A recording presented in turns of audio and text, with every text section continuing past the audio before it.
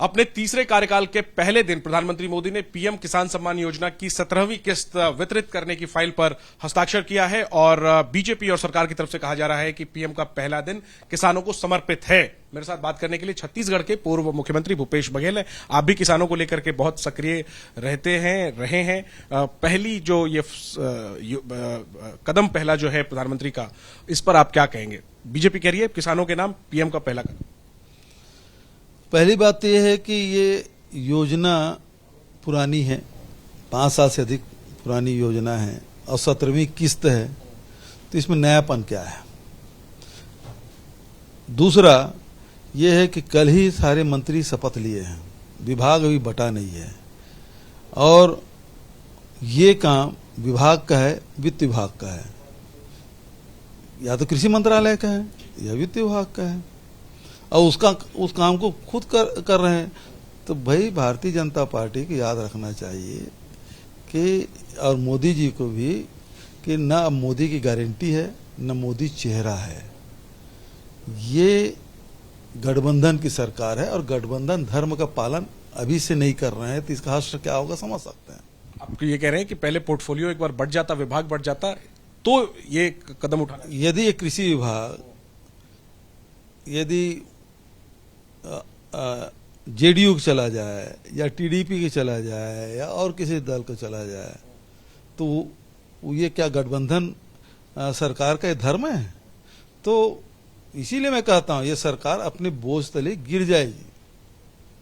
तो आपका बड़ा बयान था, लेकिन कल जिस तरीके से हमने देखा मंत्रिमंडल की शपथ हुई, पलड़ा तो बीजेपी का भारी नजर आया और ऐसा लगा जैसे बीजेपी बिल्कुल निश्चिंत है कि सहयोगी बिल्कुल साथ में खड़े हैं।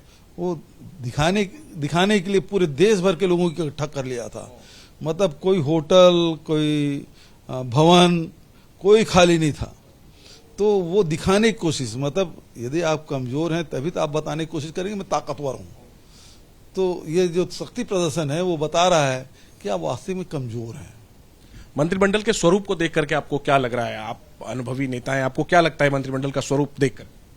कुछ नयापन तो है नहीं, इसमें कुछ संभावनाएं भी दिखती नहीं है। और लेकिन जिस प्रकार से त्रिशूर के सांसद ने जो कल मंत्री पद के शपथ लिए और आज इस्तीफा दे दिया है, तो जो एक धमक थी मोदी जी की, जिसे सब लोग डरते थे, भय खाते थे, पहली बार का सांसद आंख दिखा के बोले मंत्री पद को लात मार के चला गया। अभी अपडेट आया है कि उन्होंने हालांकि इस्तीफा तो नहीं दिया था, लेकिन जानकारी आई थी कि उनका कहना था कि फिल्मों का उनका प्रोजेक्ट पड़ा है, वो उधर प्रायोरिटी उनकी होगी, लेकिन अब उनको मना लिया गया है और अब समझा बुझा लिया गया है। लेकिन ये एक एम्बैरेसमेंट तो है ही सरकार के लिए। ये बहुत ही, मतलब कल ही शपथ ले और कोई मंत्री इस्तीफा दे दे, इससे बड़ा हास्यास्पद स्थिति दूसरी नहीं हो सकती। नंबर 1।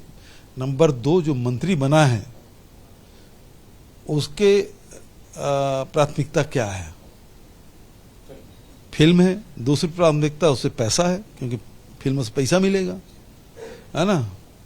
तीसरा, देश या सरकार, उनके लिए कोई प्राथमिकता नहीं।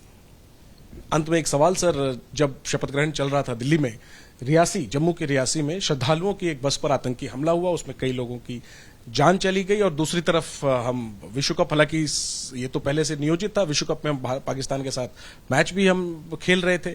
जो घटना हुई है उस पर आपकी क्या प्रतिक्रिया है, क्या मांग? देखिए, सबसे पहली बात यह है कि ये जो घटना, उसकी कड़ी निंदा करता हूँ। कल पार्टी अध्यक्ष जी ने, राहुल जी ने इसके मामले में ट्वीट भी कर दिया था, उसका बयान आ गया था। हम सब उस पीड़ित परिवार के साथ हैं और उसके आत्मा की शांति की प्रार्थना भी करता हूँ और जो पीड़ित परिवारों के प्रति संवेदना भी व्यक्त करता हूँ।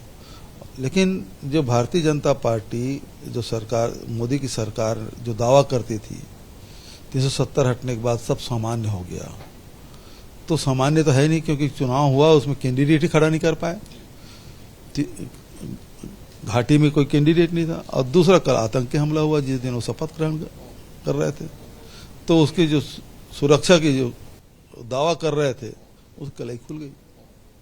क्रिकेट, और दूसरी तरफ क्रिकेट भी पाकिस्तान के साथ हमारा जारी है। हालांकि हम भारत पाकिस्तान में मैच नहीं होता, लेकिन हम तीसरे वेन्यू पर तो अभी भी खेल रहे हैं। तो इस पर आप क्या सोचते हैं सर? क्या ये क्रिकेट का रिश्ता रहना चाहिए पाकिस्तान? देखिए, इसमें बहुत सारे विचार हैं और ये डिप्लोमेटिक भी होता है। तो इसको तो राष्ट्रीय स्तर पे ही